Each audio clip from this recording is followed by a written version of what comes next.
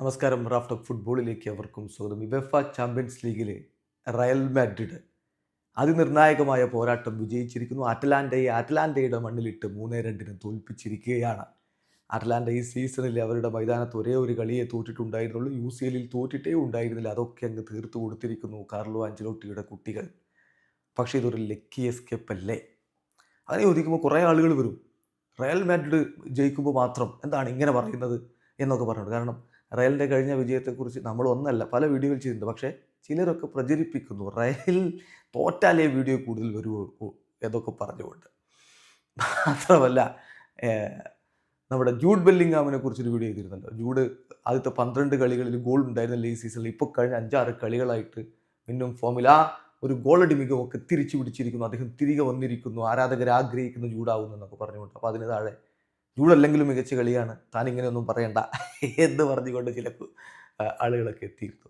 Jude Bellingham എന്ന് പറയുന്നുണ്ട്, എനിക്കെൻ്റെ ആ ഒരു ഗോളടി തിരിച്ചു പിടിക്കാൻ പറ്റിയിട്ടുണ്ട്, ഞാനത് വീണ്ടും സ്റ്റിഫ് ചെയ്യുകയാണെന്നൊക്കെ. ജൂഡ് ബെല്ലിംഗാം സമ്മതിച്ചാലും മറ്റു ചിലർ സമ്മതിക്കില്ല എന്നുള്ളതാണ് ഇവിടുത്തെ സ്ഥിതി. അത് തന്നെയാണ് ഇവിടെ ഇപ്പോൾ ആഞ്ചലോട്ടി സമ്മതിക്കുന്നു, ഇത് ഭാഗ്യമാണ് എന്ന് ആഞ്ചലോട്ടി സമ്മതിക്കുന്നു. ഇത് നല്ല കാര്യമാണ്, ഗുഡ് സൈനാണ്, ലക്കി ഞങ്ങളുടെ കൂടെ വരുന്നു എന്നുള്ളത് സീസണിന് ഗുഡ് സൈൻ ആണെന്ന് ആഞ്ചലോട്ടി സമ്മതിക്കുന്നു. എന്നാലും ഈ പറഞ്ഞത് സമ്മതിക്കാതിരിക്കാൻ ചില ആളുകൾ ഉണ്ടാവും, സ്വാഭാവികമാണ്.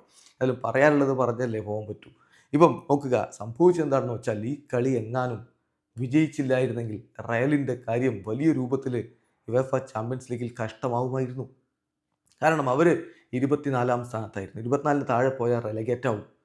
ഇന്നലെ സമനില എങ്ങാനും ആയിരുന്നെങ്കിൽ അവർക്ക് 7 പോയിന്റ് ആവുമായിരുന്നുള്ളൂ. ഇപ്പോൾ 7 പോയിന്റുള്ള PSG ഉള്ളത് 24-ാം സ്ഥാനത്താണ്, അവിടെ കിടക്കുമായിരുന്നു.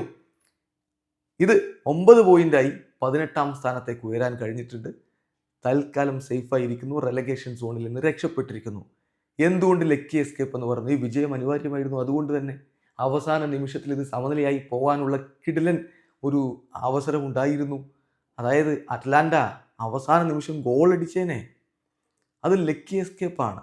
അതായത് ലുക്മാൻ്റെ ആ ഒരു കിടലൻ ക്രോസ് പാസ് വരുന്നു, അത് ഗോൾ അടിക്കാമായിരുന്നു. റെറ്റഗിക്ക് ഓപ്പൺ ചാൻസ് അദ്ദേഹം മിസ് ചെയ്തത് അവിശ്വസനീയമായിരുന്നു. ഓപ്പൺ ഗോൾ, റെറ്റഗി മിന്നും ഫോമിൽ ഗോൾ അടിച്ച് പോകുന്ന താരമാണ്, അദ്ദേഹത്തിന് അത് മിസ്സായി, അത് ഓപ്പൺ ഗോൾ മിസ്സായി. അതാണ് ലക്കി എസ്കേപ്പ് എന്ന് പലരും വിശേഷിപ്പിക്കുന്നു. വലിയ മാഡ്രിഡ് പേജുകൾ പോലും, മാഡ്രിഡ് എക്സ്ട്രാ പോലുള്ള പേജുകൾ പോലും ഇത് വിശേഷിപ്പിച്ചത് lucky escape for Real Madrid, open goal miss by Atalanta എന്നാണ്.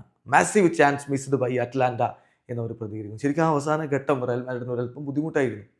കളി 93 മിനിറ്റിലെത്തുമ്പോൾ ലൂക്കാസ് വാസ്കസിനെ യെല്ലോ കാർഡാണ് ലഭിക്കുന്നത്. അതോടുകൂടി ലൂക്കാസ് വാസ്കസിന് അടുത്ത മത്സരം കളിക്കാൻ പറ്റില്ല, സസ്പെൻഡഡ് ആയിപ്പോയി. സാൽസ്ബർഗിനെതിരെ കളിക്കാൻ പറ്റില്ല. എന്നാൽ തൊട്ടു പിന്നാലെ വന്ന ഈ ലക്കി എസ്കേപ്പുകൾ തീർച്ചയായിട്ടും റയൽ മാഡ്രിഡിനെ രക്ഷപ്പെടുത്തി കളയുകയായിരുന്നു. അതിനെക്കുറിച്ച് കാർലോ ആഞ്ചലോട്ടി പ്രതികരിച്ച കാര്യം കൂടി ഒന്ന് നോക്കാം. കാർലോ ആഞ്ചലോട്ടി ഈ വിഷയത്തിൽ പറഞ്ഞത് ഇറ്റ്സ് ഗുഡ് എന്നാണ്. അതായത് ആ ഒരു ഭാഗ്യമില്ലാത്ത പ്രശ്നങ്ങൾ ഉണ്ടായിരുന്നു, അതിൽ നിന്ന് ടീമിന് രക്ഷയാവുന്നു ഇത്തരത്തിലുള്ള സംഭവം എന്ന് അദ്ദേഹം പറയുന്നു.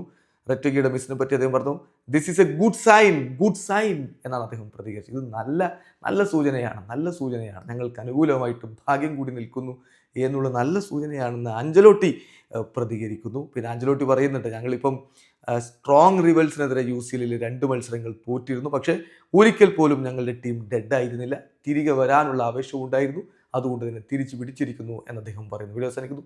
ഫുട്ബോൾ ലോകത്തെ കൂടുതൽ വിശേഷങ്ങളുമായി റാഫ് ടോക്സ് വീണ്ടും എത്താം.